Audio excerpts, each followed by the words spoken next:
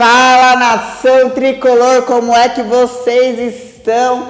Ontem saiu um Laila respondi um monte de perguntas que vocês mandaram aí nos comentários do YouTube e lá no Instagram. E agora a atualização das notícias da semana. Vamos falar do Lisieiro, que já deu uma corridinha no campo. Vou te contar como é que tá a lesão dele. Vamos falar desse Antônio Galeano, esse menino da base que já tem até hashtag dos torcedores pedindo para o São Paulo contratar para as categorias de base. Vamos falar do Lucas Prato, o River e o São Paulo chegaram a um novo acordo. Vamos falar do Gabriel Sará, vocês vivem me perguntando dele e ele renovou o contrato, vou contar tudinho sobre isso. Vamos falar do sócio torcedor, que são mais de 100 mil inscritos e 28 mil apenas ativos. O que vai mudar para esse quadro melhorar? Vamos falar da opinião da torcida sobre a estreia do Toró. Vamos falar da nova numeração dos jogadores na camisa. Vamos falar um pouquinho de reforços, o que está acontecendo em São Paulo, qual que é a ideologia. E por fim vamos falar dos torcedores que ironizaram a ida do Sidão para o Vasco. Antes você já sabe onde assistir o São Paulo que joga amanhã contra o Goiás. Pela Network BG. Além disso você pode assistir filmes, séries, todo o conteúdo que você imaginar. Música, shows, documentários. Está disponível na Network BG com planos a partir de R$ 29,90. O link está aqui embaixo. A Mandala Turismo tem um passeio exclusivo para São Roque, vai ser divertidíssimo, é a Estrada do Vinho, parece que você vai estar lá na Espanha, mas não, é aqui em São Paulo. Não perca a Estrada do Vinho com a Mandala Turismo. E depois da Mandala Turismo, tem um e-book todo especial contando a trajetória vitoriosa de São Paulo, contando todos os troféus, todos os títulos, todas as conquistas de São Paulo, por bastidores nos mínimos detalhes. O preço promocional de lançamento está aqui embaixo no site, não perca. Agora sim, vamos falar das notícias.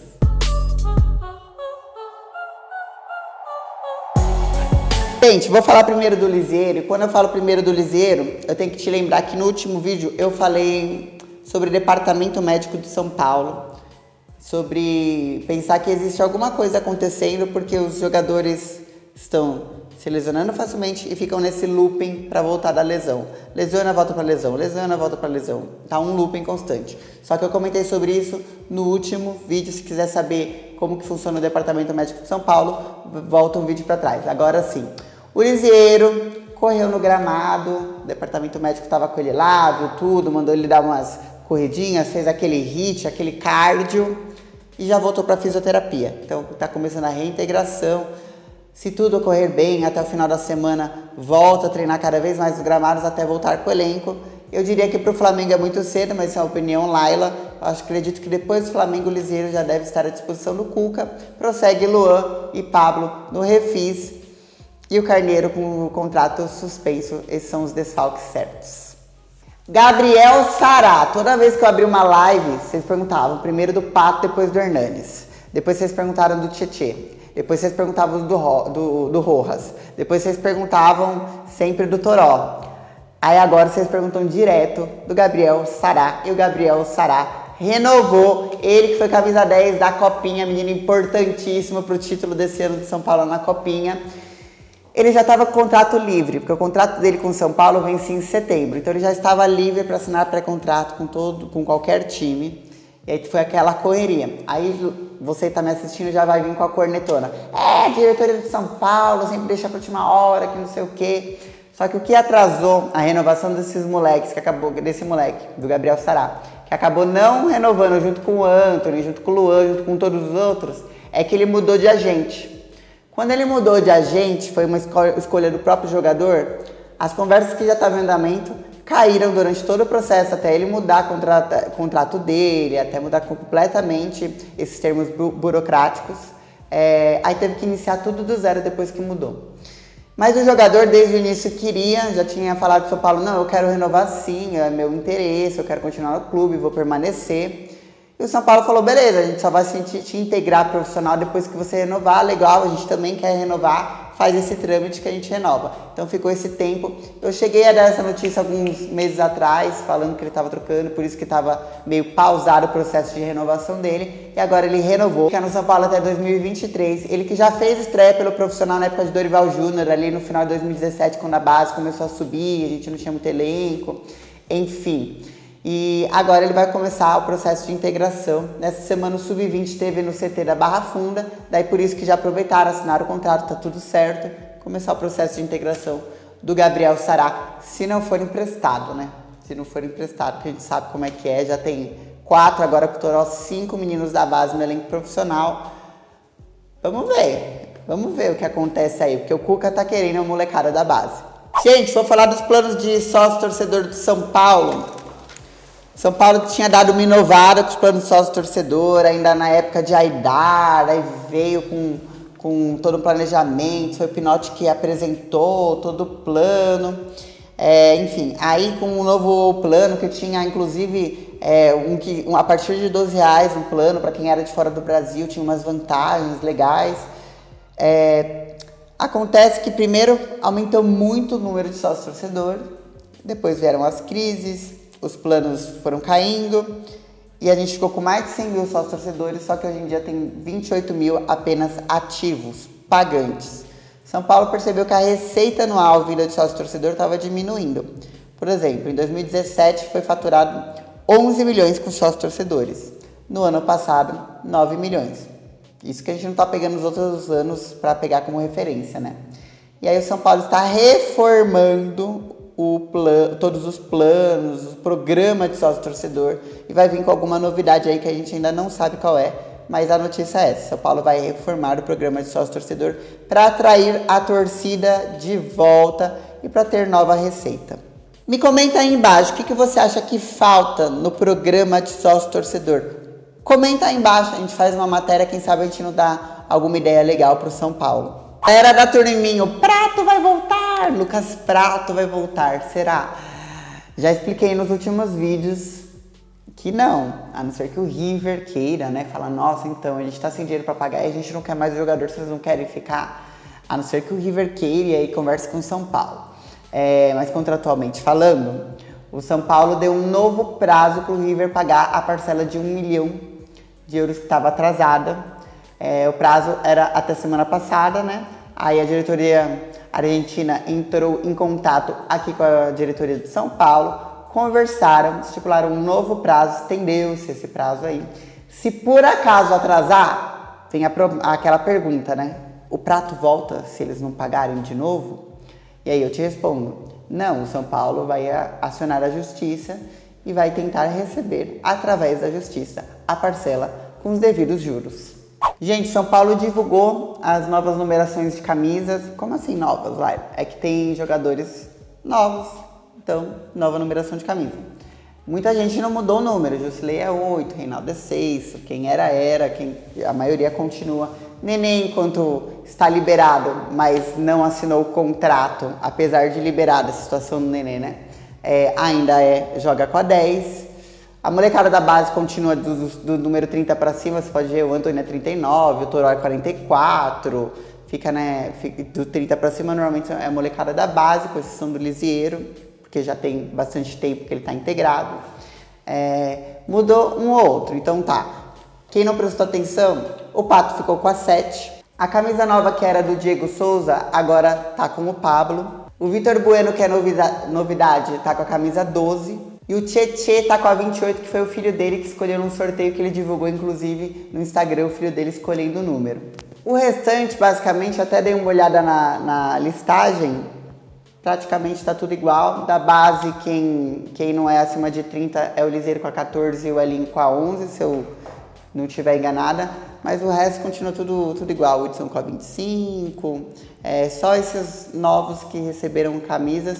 Vamos ver se, vamos supor, se o Nenê realmente sair, se a 10 vai para outra pessoa, o que acontece. Mas, por enquanto, essas são as mudanças. Se você quiser saber toda a numeração completa, o link da notícia vai estar aí embaixo. Já deixo a pergunta aqui, se o Nenê sair, quem merece a camisa 10? Gente, eu vou falar do Antônio Galeano, moleque de 19 anos, paraguaio. A gente normalmente forma os nossos meninos da base, né? Tirando uma exceção ou outra, como o Júnior Tavares, foi contratado do Grêmio. E aí esse Antônio Galeano, ele fez o contrário de muitos meninos, né? Ele veio do Paraguai e achou espaço aqui. O São Paulo contratou por essa temporada de 2019. mas ele está disputando a Sul-Americana e por isso ele não está conseguindo jogar. Ele tem esse ano para provar o futebol dele. Por que eu estou falando dele? Porque ele veio como promessa, ele veio como grande nome para a base do São Paulo, tá jogando pouco. E aí o São Paulo jogou contra o Palmeiras semana passada, goleou de 4-0, São Paulo sub-20. E ele que abriu o placar do primeiro gol e fez uma excelente partida. Os narradores, a partida foi transmitida pelo SPFC TV e os narradores foram uma loucura com ele. Os torcedores que estavam na transmissão já abriram uma hashtag de contrato em definitivo Galeano. E aí eu tenho que comentar só sobre esse assunto porque está bem falado. A gente divulgou uma matéria falando sobre ele, exatamente explicando que ele não está conseguindo jogar muito e que ele tem um ano. Então é um menino da base que a gente tem que ficar de olho para falar no final do ano, ó. São Paulo, e aí, bora fazer campanha? Contrata o moleque, traz profissional, que ele tem esse ano para mostrar esse todo futebol dele, mas não está conseguindo, tá tendo que dividir a carreira, né? Pessoal, vou pedir para subir vídeo dele no spfc.net, vamos lá para ver os melhores lances e a gente vai vendo durante o ano transmissões dele e comentando, fechou? Deixa eu falar de reforços rapidinhos, porque se eu não falar assim, o nego vai vir falar, e o Calazans? Aí o nego vai falar, mas o Nenê não foi pro Fortaleza, e o caso do Vitor Ferraz, e não sei o que. Até hoje, terça-feira, estou gravando, são 2h da tarde, nenhuma novidade. É mais ou menos aquilo que eu falei. O Cuca começou agora uma temporada, ele mesmo falou, é a terceira remontagem do São Paulo em um ano. Ele tem certeza que ele vai pedir reforço pro São Paulo. Agora, se ele tem certeza que o Titi, o Hudson e o Igor Vinícius vão levar uma lateral direita nas costas, improvisando ou fazendo revezamento, ele ainda não sabe. Então, muita calma nessa hora, que valor que você vai pagar no Vitor Ferraz. O que o Santos vai pedir? Ou se você vai precisar contratar mais um cara lá pra frente, ou se você vai perder um zagueiro, ou se o zagueiro da base vai... Então assim, agora é um momento de muitos testes e de monitorar o mercado. São Paulo continua monitorando o mercado, por isso que saíram as notícias desses nomes, como o zagueiro do Santos, como o Calazans, que ainda estava em conversa, mas por enquanto o Nenê ainda não fechou com o Fortaleza, a gente ainda tem que se desfazer de alguns salários e tem um elenco se modificando em teste. O Cuca precisa falar pontualmente para o São Paulo até a janela. Eu preciso dessa posição e dessa. O São Paulo não tem mais bala na agulha para errar. Então ele vai montando o elenco, sentindo exatamente o que precisa e vendo também quem vai sair. Esse é o momento do mercado e da diretoria do futebol tricolor. Fechou? Muito cuidado para quem está perguntando. Laila e o Pedro do Fluminense. Lucas Lima do Palmeiras. Cara, eu não queria nem falar esses nomes. Vai pro Laila Responde, ver tudo que eu falei sobre esses nomes, beleza?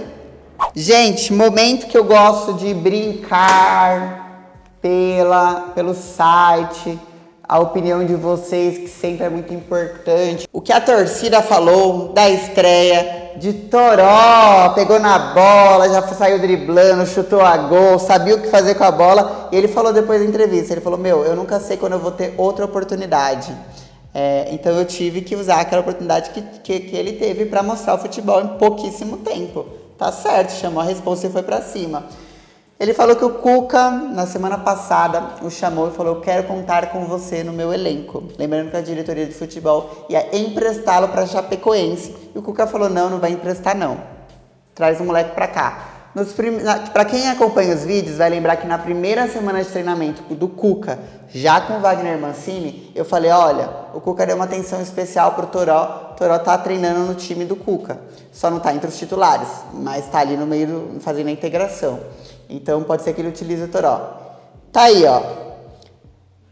Cristina72, bom, tweet da menina. Cristina, Toró, nunca imaginei que Cuca faria isso. Gostei. Tricovou com conta nova. Toró fez um salseiro na defesa do Botafogo ali. Se a primeira impressão é a que fica, foi muito bom. O Mil Grau, nosso editor é Mil Grau. Toró já fez mais que todo ataque nesse segundo tempo. Deu uma brincadinha. Acho que a galera gostou da estreia do Toró. Diz aí embaixo se você quer que ele tenha mais chances. Se dá pra confiar de repente nele num time titular. Monta uma escalação com o Toró pra gente ver. Já pegando o comentário de vocês aqui, ó. Galera ironizando que o Sidão está negociando para ir para o Vasco. Daqui a pouco o Sidão fala, Vasco é um grande clube, mas eu decaí na minha carreira, estava no São Paulo e vim para o Vasco. É complicado para mim, depois vai ser dispensado. Sidão no Vasco, coitado dos caras.